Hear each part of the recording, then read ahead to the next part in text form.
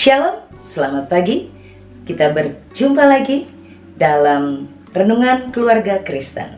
Bapak Ibu Saudara yang dikasihi oleh Tuhan, bersukacita karena kebaikan Tuhan. Hari ini kita bisa bangun dan kita menikmati pertolongannya.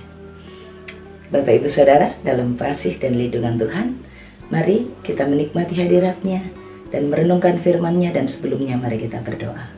Bapa kami yang di surga, terima kasih untuk pertolongan-Mu. Hari ini kami datang kepadamu, kami mohon firman-Mu menuntun langkah hidup kami. Engkau menolong kami mengerti firman ini. Berkati kami Tuhan, demi nama Tuhan Yesus Kristus. Amin. Bapak Ibu Saudara yang dikasihi oleh Allah, hari ini kita akan bersama-sama merenungkan bagian firman Tuhan dari 1 Samuel pasal 13.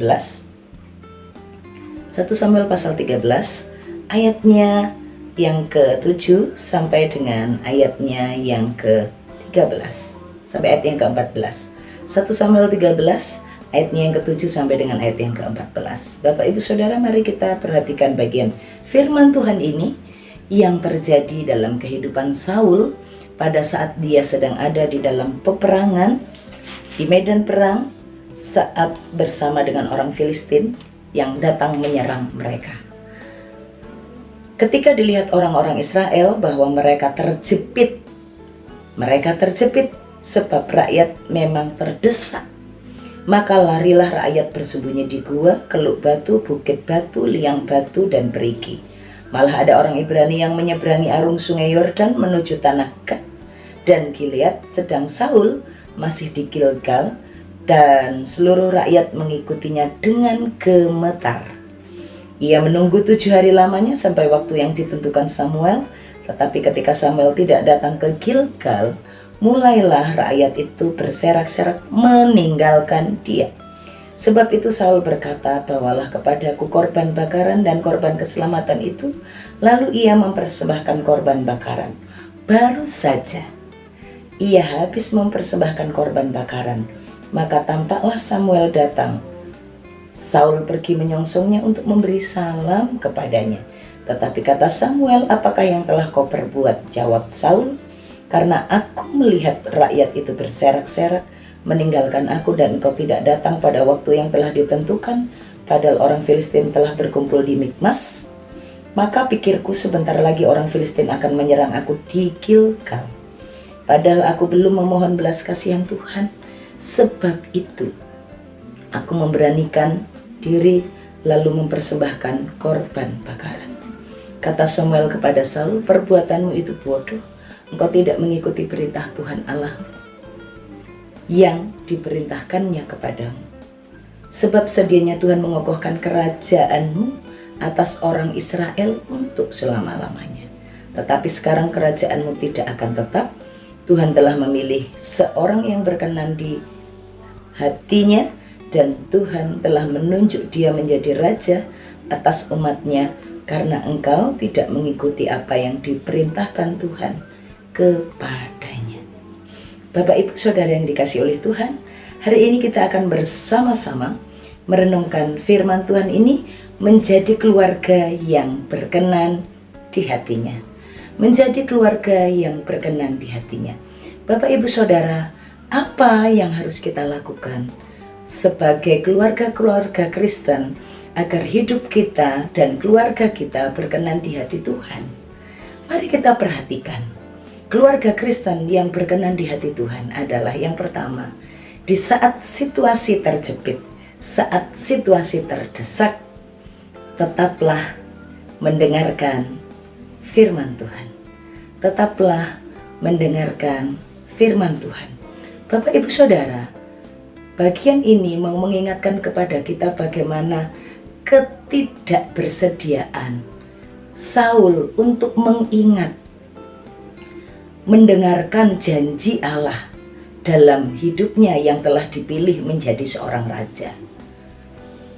Saat situasi terdesak, saat situasi terjepit, itu memang paling besar godaan kita adalah tidak taat. Apa yang harus dilakukan saat seperti itu? Dengarkanlah firman Tuhan. Dengarkanlah janji Tuhan.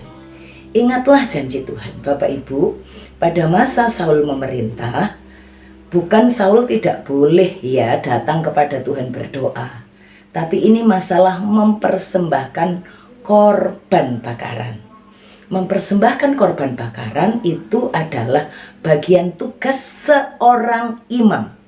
Seorang imam yang dipilih dan khusus untuk mempersembahkan korban bakaran di hadapan Allah. Bapak Ibu ingat pada masa Musa, pada masa bangsa Israel ya, pada masa raja-raja juga orang yang bertugas untuk mempersembahkan korban bakaran, korban keselamatan itu adalah imam. Maka Tuhan Yesus disebutkan sebagai imam yang mempersembahkan dirinya sebagai korban keselamatan bagi kita.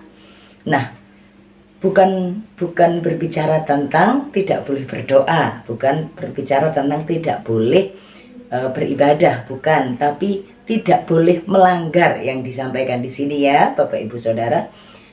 Perintahnya Tuhan itu untuk Saul, dia adalah pemimpin, dia memimpin perang.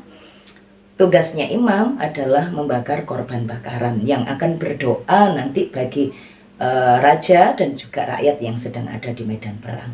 Dan Samuel sudah berkata, 7 hari aku akan datang untuk datang mempersembahkan korban kepada Tuhan. Nah, menunggu waktu 7 hari itu tidak mudah bagi seorang Saul, karena dia sedang berada di Gilgal dan bangsa Filistin sedang berada di Mikmas. Sudah sangat dekat sekali.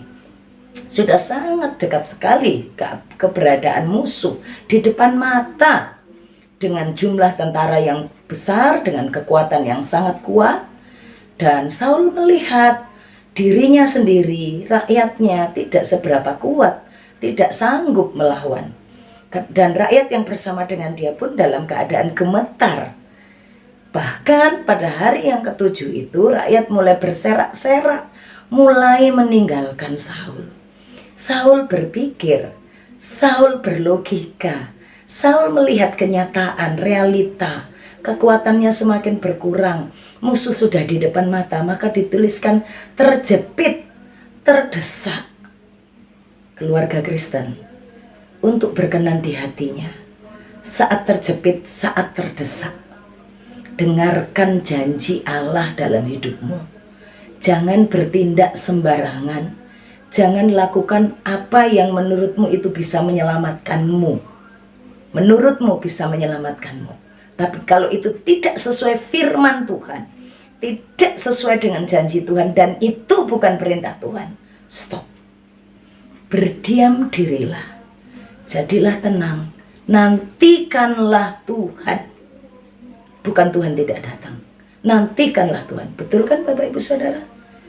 Baru saja dia habis mempersembahkan korban bakaran, Samuel datang.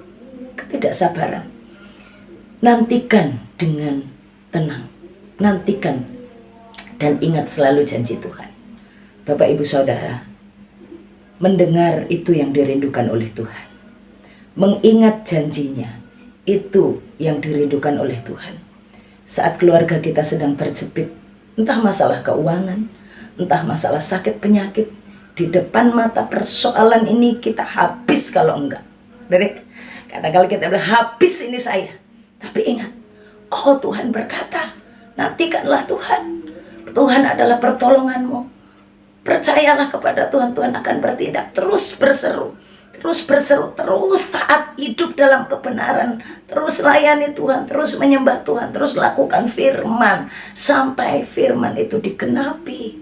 Jangan ambil tindakanmu sendiri yang kau pikir itu bisa menyelamatkanmu. Ya, pertolongan dari Tuhan itu kan bisa dengan pinjol gitu ya, yang akhirnya menyusahkan diri sendiri. Itu bukan pertolongan dari Tuhan, itu cara manusiawi, cara manusia yang akhirnya menghancurkan keluarga-keluarga. Bapak Ibu Saudara, saat terjepit, taat. Kalau tidak diperkenan oleh Tuhan, jangan melangkah. Dengarkan suara Tuhan dan taat. Menjadi keluarga yang berkenan di hatinya. Saat terjepit, saat terdesak, tetap percaya kepada janji Tuhan, mendengarkan suara Tuhan, mengutamakan Tuhan. Seandainya waktu itu Saul tetap tetap taat dan menunggu itu nggak sampai 1 hari lagi. Samuel sudah datang dan Samuel akan berdoa dan terujilah bahwa Saul ini taat kepada Allah. Bapak Ibu, mari kita bersama menjadi keluarga Kristen yang taat pada firman Allah. Sekali lagi, mari menjadi keluarga Kristen yang berkenan di hatinya dengan mau mendengar dan taat.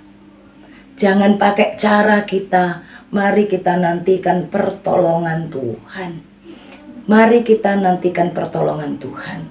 Bapak Ibu yang dikasihi oleh Tuhan, keluarga Saul tidak lagi menikmati berkat-berkat sebagai keluarga kerajaan karena Tuhan menggantikan Saul dengan orang yang berkenan di hatinya. Percayalah, bagi orang yang berkenan di hatinya, Daud ya, seorang penggembala domba, anak Isai yang paling kecil, dialah yang dipilih oleh Tuhan.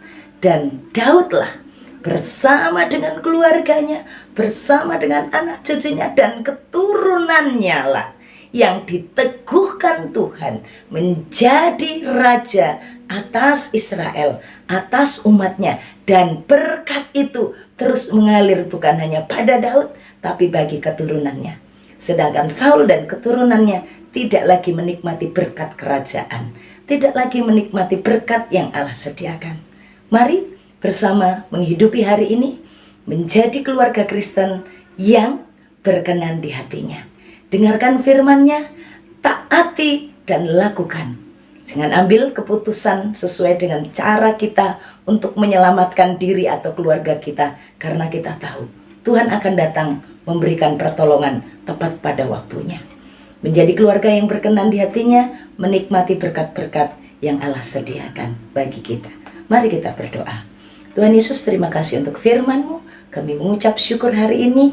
Tuhan berkati keluarga-keluarga Kristen yang akan bekerja, anak-anak yang akan sekolah. Tuhan sertai. Kalau mereka dalam kekurangan, beri iman, beri kepercayaan bahwa Tuhan akan menolong. Pekerjaan mereka akan diberkati. Kalau mereka berjualan, jualan mereka akan diberkati. Tuhan akan memberikan pertolongan dari banyak cara dan banyak jalan, karena pertolongan-Mu itu tidak tertebak, pertolongan-Mu itu terlalu ajaib.